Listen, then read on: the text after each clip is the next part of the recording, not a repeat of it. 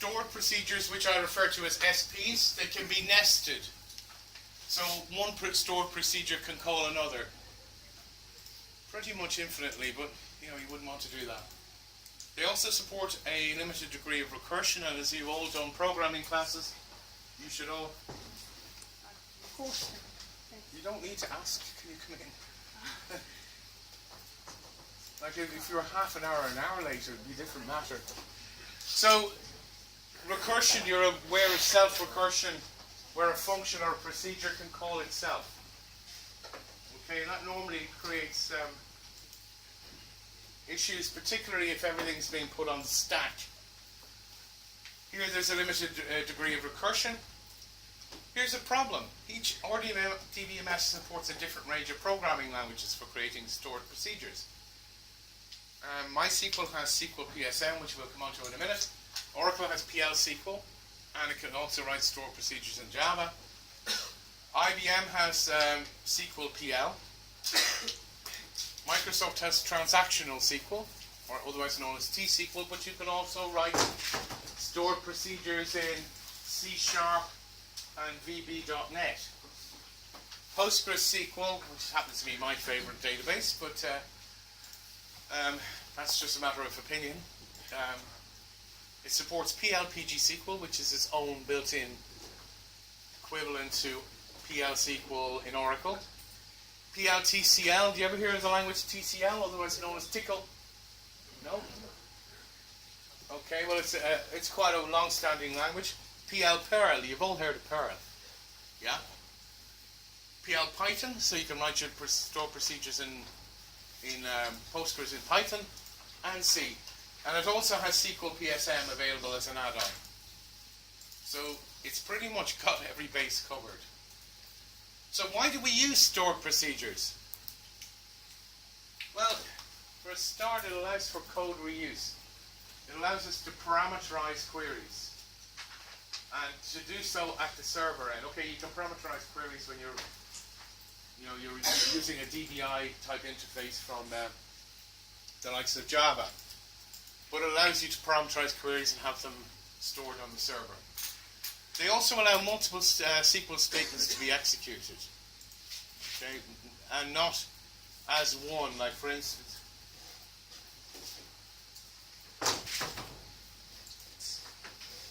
so you're all aware from your databases class, are you, that you can have subqueries? Yes. Did you cover subqueries? Needs to be a little bit of... Okay, in that case, I'll give you a little additional little session on... I'll add them onto the original slides. So I would have assumed you cover subqueries. Okay, you can build together multiple queries, but they all contribute to the same result. In a stored procedure, the multiple queries can be completely independent of each other. A major benefit of using stored procedures is that they act as an additional layer between the raw data in the tables and the end user application. So you don't have to give permissions to the tables to allow the user to query through a stored procedure. So that way you can create a number of standard queries using stored procedures and give users access to them. This allows them from accessing the raw data, unless you allow them to. So in other words, with stored procedures, you do not need permissions to the underlying table. Okay, you just need permissions to the stored procedure. Last but not least, a stored procedure executes almost entirely on the server, which reduces the amount of network traffic. So if you imagine all you're doing is calling a stored procedure, and the only network traffic is whatever parameters that procedure takes. Disadvantages. Because they shift processing from the client to a certain degree over onto the server, you're increasing the load on the server. A little bit. Stored procedures, well, they're not quite as straightforward as regular SQL. it takes a bit of time to learn the languages, and as a result, they're harder to write. They're not portable across different RDBMS. You can, to a certain extent, convert Oracle's PL SQL to Postgres PL PG SQL. They're very similar. And there are other areas say for instance MySQL will convert over quite easily. But in general, the syntax and the rules for stored procedures are different in each database. Another drawback is that instead of being located in one place, previously the application, you had no business logic on the server whatsoever. Are you all familiar with the expression business logic rules? Well, if you've got rules that must be adhered to, business rules that must be adhered to by the application, say for instance, a new customer can't order more than 1,000 on credit. That's a business rule.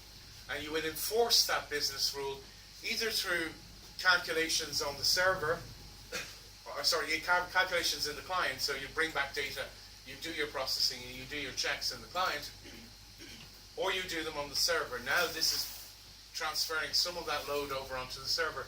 So your business rules are split between two places, the client application and the server.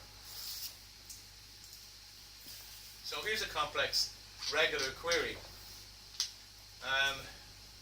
You can see it's bringing in the tables employees, customers, and orders, and order details. So we're actually pulling together multiple tables into one query. So it's quite a lot to transfer to the server each time you want to create that query. So in order to run this query without the stored procedure, the user would need permissions to access all those tables. Standard DBMS permissions are relatively coarse-grained. You either have read or write access. You can't, for instance, give users access to a certain number of rows. You can't limit their access to only certain rows. You get access to the table. In most scenarios, we want specific users to execute only particular queries. So we don't want them carrying out random queries on the data. We want them to. We want the queries written up front, and only those queries run. So using stored procedures, we get around the access permissions problem. We create our stored procedure, and we grant whoever needs access to it access to the stored procedure. Doesn't give them any access to the underlying table. So SQL PSM, as I mentioned, MySQL has it, and Postgres can have it as an add-on, so you can share between the two. It's an ISO standard, International Standards Organization, defining procedural language extensions, in other words, imperative style programming to SQL to allow the creation of stored procedures and functions. And it's been part of the SQL standard since SQL 1999. So it's been around 19 years now. It provides syntactical elements to define control flow, which we're going to be looking at today, local variables, which we're going to be looking at today, exception handling, which comes up in the future, assignment of expressions to variables and parameters, which we will look at today, and procedural use of cursors. You haven't yet come across the idea of cursors, have you? Okay. Well, a cursor is a feature in a SQL database that allows you to take the results of a query and then iterate over each row in the result separately, rather than treating them as a set. Everything in SQL up to now has been a set of results. Okay, you get a set of rows that match your query, and you get them all back. If you want to do any row-by-row processing, what did you have to do?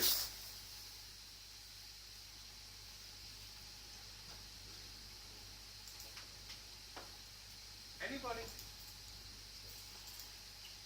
Might use a loop. Use a loop. Where would you use the loop? Well, let's say we only have SQL. We don't have any of this procedural stored procedures. You do a query. You get back a set of rows that match the query. Where do you do your looping? On the client. In your client application, in your Java application, or in your Python application. That's where you do your looping. So here a cursor allows you to, on the server, take the results of a query and then process it row by row. So we'll be looking at cursors in a few weeks. The closest to SQL PSM as the standard are DB2. Everybody heard of DB2? It's IBM's relational database. It's quite a nice one actually. It's not very heavily used. And also MySQL's procedure language. Both of those are the closest to it. It's worth noting that the SQL PSM standard was heavily influenced by Postgres PL PGSQL. So here's your generic syntax. So I'm just giving you an example here of a procedure called getAllSales. These procedures are not always the most, should we say, sensible uses of stored procedures. They're there to illustrate how the stored procedure works. And if I was to go into, if I was to give examples that were really highly relevant, you'd be looking at pages and pages and pages of code. So, notice the first item here, delimiter //. Because within a stored procedure, the semicolon is used. That does not, basically it's saying that's the end of a statement within the stored procedure. We need a way of telling it when the stored procedure itself is finished. So we changed the delimiter to a //. So that's going to be used. You notice it's used down here at the end of the stored procedure. So that's our delimiter for the duration. We then create the procedure, give it a name. Inside the parentheses, you pass over the parameters, and we'll come on to parameters in a few minutes. Then it has the keyword begin, matched with the keyword end, and then we have a statement. This statement is a selection. Okay, so we're selecting various columns from the sales table. Okay, it's a very simple example. Yeah?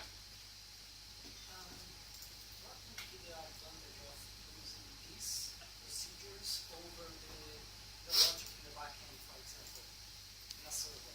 Over? Over doing these, because I can go through a set directly with MySQL, with these procedures. Yeah.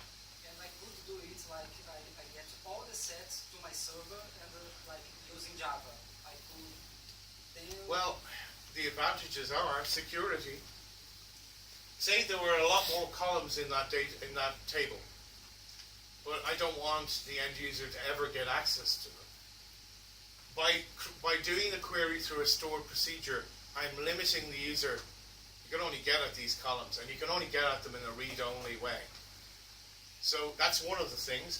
Also, to call this procedure, this is all that happens. So you're saving network traffic as well, particularly with longer queries. Okay? If we go back, advantages. Why use them? You can't use multiple separate SQL statements in a regular query. You can in a stored procedure. They allow for code reuse, so they allow the parameterization of queries. So, say for instance, one day you want to search the HR database for all the staff that are in sales. The next day, you want to search the HR database for all the staff that are in marketing. With regular SQL, that's two separate, entirely separate queries. With a stored procedure, you create a parameter. Which department are you looking for? And you pass only in the parameter. So the amount of network traffic, the amount of redefining queries is severely reduced. So they're the reasons why, on that, why use stored procedures. And also it executes on the server, which reduces network traffic. So if you've got, okay, it puts an extra load on the server, but you can get around that by adding a new CPU or upgrading the CPUs or a new server that will take on that load easily. And this is why you shouldn't use them. Well, no, why you shouldn't, but there are downsides. Okay? Everybody with me so far? Did that answer your question? Yeah. Okay. Parameters. Now they're like you're all familiar with arguments to a function in a regular programming language. Well, these are arguments to your stored procedures, and they come in three fundamental types. In parameters are supplied from the calling program, in other words, your client program, and are used within the stored procedure. If they're modified within the stored procedure, the client never gets to see the modifications. So they're going into the stored procedure only. Then out, the client must supply a variable in which to pick up the return value from the stored procedure after the stored procedure is finished executing. No value is provided to go in, but you must provide a variable to take the value out. So remember, it's all with respect to the database, into the stored procedure on the database. Or when the stored procedure runs and we have a value that we need to return to the calling application, out. And then you've got one that can be both, in and out, in, out. Okay, you must specify them. So, does everybody understand that? Yeah? So here's an in-parameter example, and as I said, these are toy examples. They're deliberately stripped down to make the fundamental concepts understandable. You know, they're not representative of how you would typically use them. So again, we set our delimiter to double // You always do this before creating a procedure, and you always set it back to the semicolon at the end. So we're creating a procedure, we're giving it a procedure name, and we're giving it one parameter, one argument that is in only. So we want to get sales by country, and we want to give it a country ID. Alright, so what that's going to do is, we have our begin and end, and inside that we have a select statement where country ID equals country ID. Okay. So we're picking up the country ID that we're supplying as a parameter, and we're applying it as a filter to our select statement. If at any stage you're not clear about any of this, do not remain silent. Please. There is absolutely no shame in saying, look, hey, you're not explaining it well. Alright? So whenever you call, in this case, you call the sales by country, like if you say 353 is the ID, so they will show all the 353 IDs complete with all the group. It's the equivalent of saying, select all of this from sales where country ID equals 353.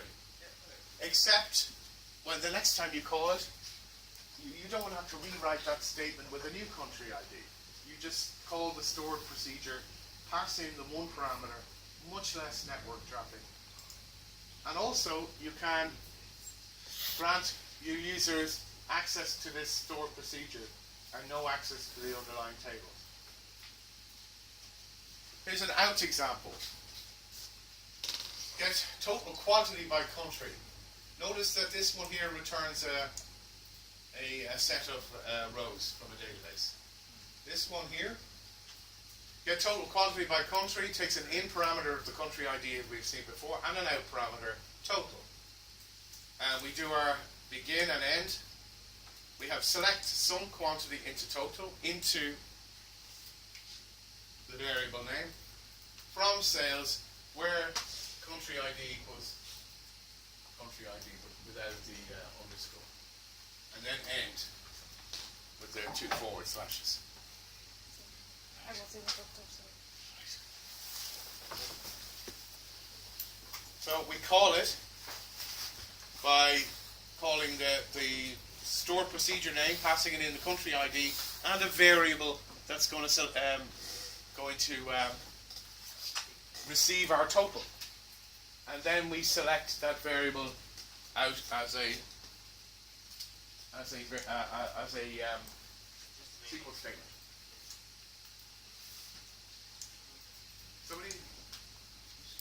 Everybody clear on that one? So we're supplying an inbound parameter that gives us the country ID. We have an outbound variable, total, that when we receive it into this, notice how the variables are declared with the ampersand sign. So that's our variable for receiving the final total. And then we get access to it by selecting it out as a regular column name. Does this make sense? Hands up who's confused about this now. Even slightly. You will never use the out without the in parameter. No, you could have only out. Say if you had certain things hard-coded into your selection criteria hard-coded. You don't need an input parameter. So you decide, you've got all that flexibility. The question was, do you always have in parameters without them? Well, a lot of the time you will. But sometimes you'll only have an out parameter because all of the selection criteria are inside your statement. And there's no need to parameterize it. Would it be like show all? It could be. Or it could be the sort of, let's say for instance a month-end run on an accounting system will always deliver back the same columns. The criteria will probably be based on the current date. So say the previous month, you can figure out all that in code. So you don't need to provide it with any parameters. You just say, print trial balance, or generate trial balance. You don't need any parameters except maybe the out to confirm. There's another way of doing it. We'll come on to it later. It's a little bit different. So you use the out when you want to use the result? Yeah. The out is when you want to use the result back in the calling application. Okay? So your Java, your C++, C#, Python application that is using the database will take the out parameter and will make use of it. It's kind of a return of a function. Sorry? It's a return value of a function. Not quite, but like it. Not quite. Like there are, even in regular programming languages, there are parameters that a function will take that you can update. But they're not the function's return value. It's a bit weird. You'll come onto but it is similar in that you can grab the value after the procedure has finished executing. But that's where the similarity ends. I'll show you what I mean. So again, this is an in-out example. So create procedure, add sales tax, in-out sales amount, decimal. What does that mean there? Decimal 8,2. This is by way of revision. Decimal 8,2. Eight numbers, two decimals. Sorry? 8 numbers in total. 2 decimal. 2 after the decimal place. Yeah. Okay, good. So we're giving it an in-out of sales amount. And then we're giving it an in of a tax percentage. sure what's missing out the right hand side there, but you see if it's on my screen. No, it seems to have gone a wee bit beyond. So what's the objective here? We're going to multiply the sales amount by the tax percentage to add the tax and add it back to the sales amount. So like the VAT rate here, 23%. You take the original amount, multiply it by you can multiply it by 1.23 as well if you want to. So because this is being passed in as a percentage, we can, I suppose I could do multiply by 1 plus that. There are many ways of doing it, okay? So what we're doing is adding VAT or sales tax onto the sales amount. What happens to the sales amount when we're finished? It's modified.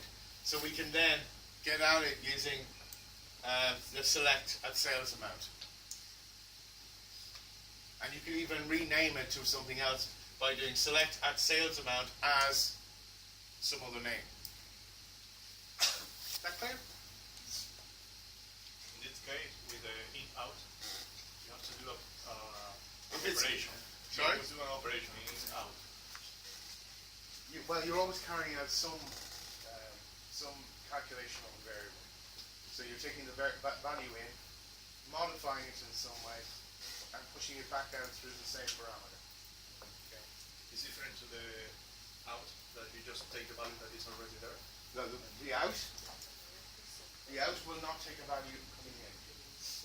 Okay, in-out will take a value in and then put a value back out, and just on the same parameter. Okay, so it's modifiable. Okay, how can we describe these otherwise? In parameter, right only. Out parameter, read only. In out, read write.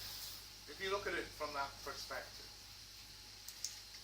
Okay, with the in you're only supplying a value. We can't modify it afterwards. Inside the procedure, if the modifications happen, you never see it. Sorry, once again, in, just read Well, out. it's not a very good analogy, to be honest with you. Yeah, because in the case of the out, Generally. you still have to write. In the case of the like when you're doing the out, you still have to write in like some information if you need. Sorry, with the out?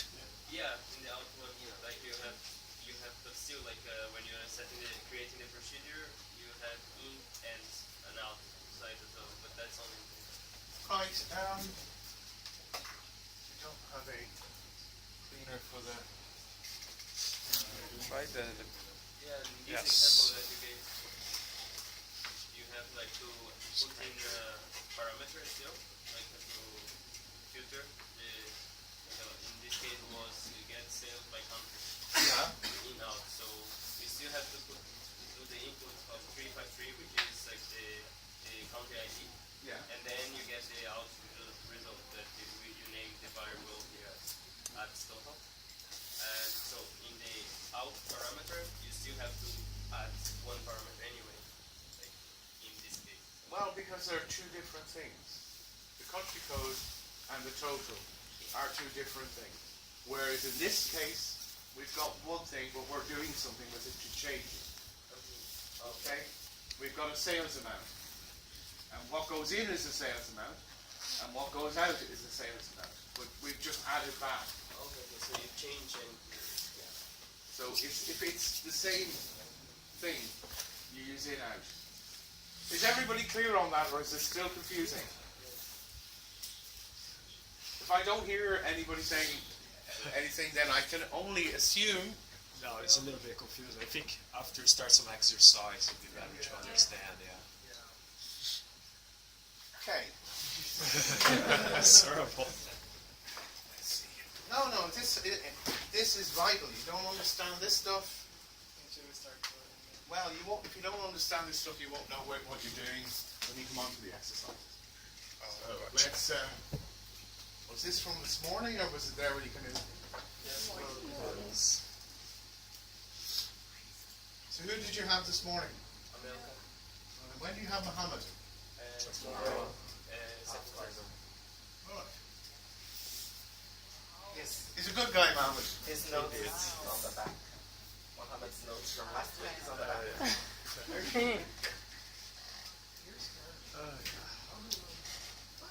And they're upside down as well. And then just switch. So what is he doing? What is he doing with you?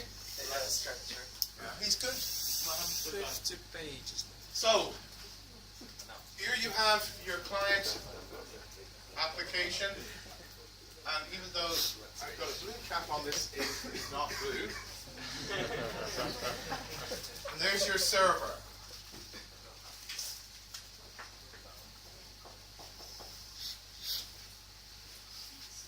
And these are not particularly good. This is not particularly good pen. I've got a better one here. Right. So when your client needs to supply a value to a stored procedure, but doesn't really care what it's getting back in that value. Okay? So when we're supplying a country code, do we care whether the country code is being modified by the procedure or not? We're just telling it, look, this is the country code we want you to run the query on. So we don't really mind whether it's been, and it shouldn't be, changed by the stored procedure. So that will be an in. Okay? We're not going to be looking for changes on the country code. We're just saying, okay, almost treating it like a constant. Just to let you know. Sorry? Just to let you know. That's it. So what about the sorts of, now, you can have a mixture of these, by the way. If you have three parameters, one could be in, one could be out, the other one could be in, out. Or they could be all ins, or all outs. You're not fixed. So if we're getting a value back from the server, but we don't know what it is, we know what type it is. We're not supplying a value to get it modified to get it back. We're just waiting for the server to give us a value. So for instance, say if we're getting the server to go through all the sales and sum them up. We have no idea what the total is going to be. So we create a variable for it back here. See if I can do the, never do this, at total. Okay, so we're getting a value back from the server, that's an out. But we're not supplying one to it, are we? What would be the sense of telling the server, oh well, the total is 0. Modify it and send it back to me. What's the point? So we just say, okay, we don't know what this total is going to be. All we know is it's a variable figure. It depends on the result of the query. So we create something over here to hold it. And the server sends it back. So here we're sending, say, country code.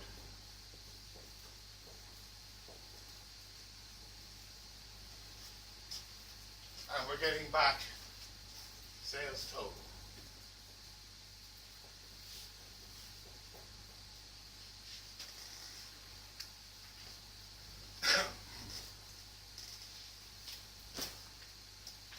In effect, country code is write only. Why? Let's say our server SP changes country code on an in. Is it going to be visible to the calling application, that change? No.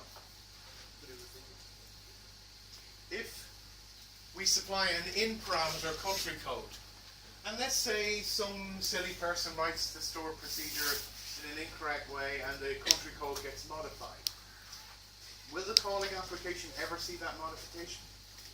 So effectively it's write only. Once the value has been written in, any attempt to read it back is going to be, well, it's going to be the same value. Right, so it's almost write only. This one here, we can't write anything in because we don't know what it is. So all we can do is read. It's the out, so we're reading only. And if it's read write, which is the other one, we're sending stuff both directions.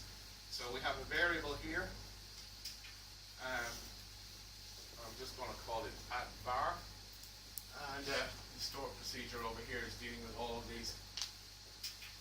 But it's going both directions. So here for instance, what would we do? We're supplying let's say we supply the sales amount.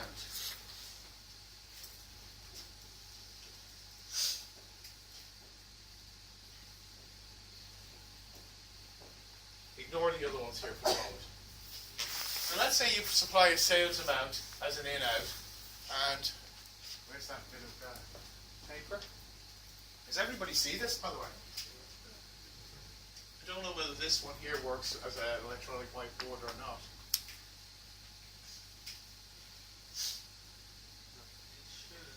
It should, yeah. If you find the pen, Smart. most install an app before. All right. Should have a pen in the back. I used to run a training company out where I live, and we had these, but all I had to do was draw with it on my finger, and it would be, it cost me about 15,000 each. Right. So, okay. And that one needs to go as well. So those past verbals, they're just, They're not permanent. They're well, they're permanent. They whatever. They're not permanent. They're there until such a time as the store procedure call goes out of scope. yeah. Okay, so when you're calling to the store procedure from your client application, yeah, they'll stay in the buffer. Right, folks. Last one. We have a sales amount, and we want to add we want to add VAT to it. What type of parameter do we use for the VAT amount, the percentage? Sorry? Double. In? Double. Well, let's just say for a moment in or out. So why would we want an in-out for the VAT percentage? The total of the purchase times the percentage of the tax, and then you get a result. Is the percentage of the tax going to change while we're in the... I know VAT changes occasionally, but it doesn't change over the course of a store procedure. So what sort of parameter should it be? In. Because we're not making any changes. The only thing we're changing is... So that's going to be our VAT.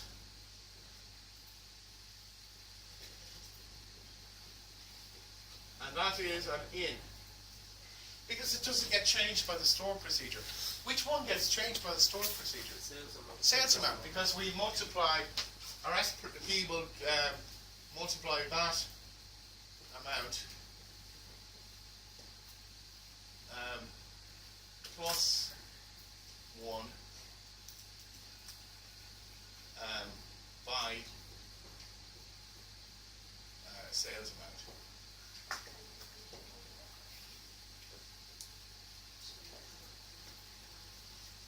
So do you understand what's happening there? We get the VAT amount in, we get the sales amount in. We multiply the sales amount by VAT amount plus 1. We're assuming VAT amount is a fraction, 0.23 or 23%. We multiply this by that, and then we have to tell it the calling problem, well, what's changed? Okay, but we don't use an out parameter here because we need to have it come in as well.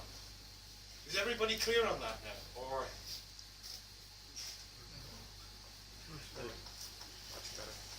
is it? Yes.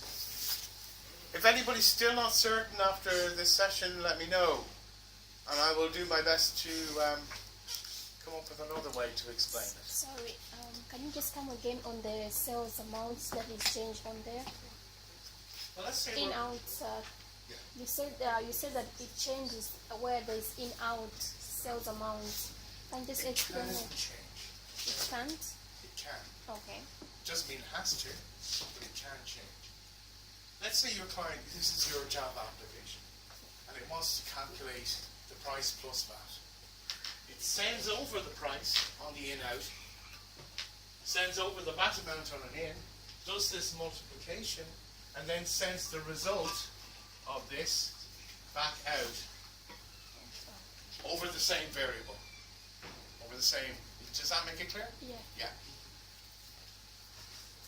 Right, folks. Oh, I seem to have lost something here. Come on.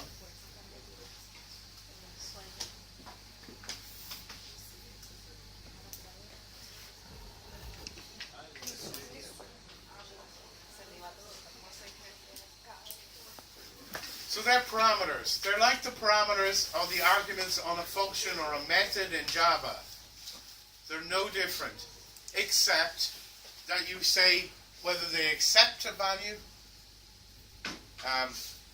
return a value, or accept and return a value.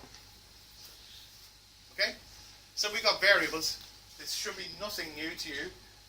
Variables within a stored procedure are exactly the same. They perform the same function as a variable in a method in a program. They use to temporarily hold values for processing during the execution. They are created using the declare keyword and can be assigned a default value using the default keyword. With the exception of user-defined variables, those starting with an ampersand, variables must be assigned a type, such as varchar10 or int or double or so on, car1. Values can be assigned to variables using one of two methods. Set is used to assign a literal value. You're all familiar with what a literal is. A constant. Or the result of a calculation on other variables or the variable itself. Or you use set to do that, or you use select into to assign the results of a select statement to the variable. What's the difference? Well, select into returns a set of rows. So your variable is a set of rows. The others are dealing generally with scalar values. Scalars being a single value. Before I move on, any questions on that?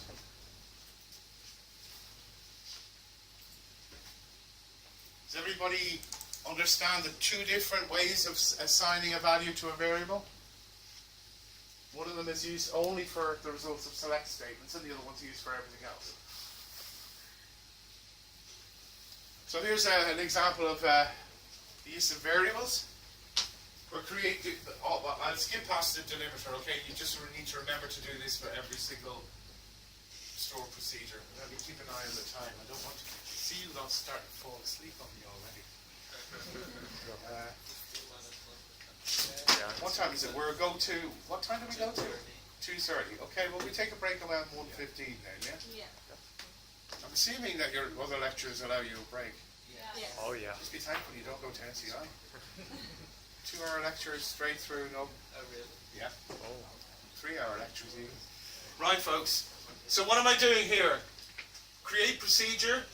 Is this taking any parameters? No. Good. It's not. It's just going and getting a total product count. As I said, it's a bit of a toy example. A lot of times we use these simplified examples to get concepts across. So we're declaring a variable here.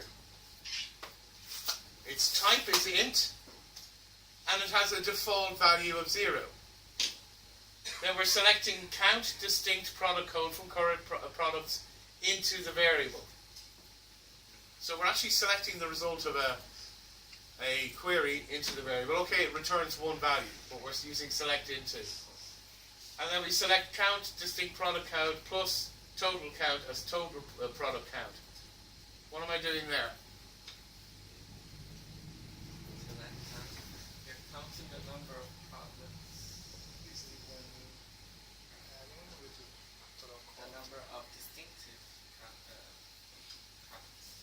Well, the first bit is selecting them from current products, and the second bit is selecting them from archived products, and it's adding the results together.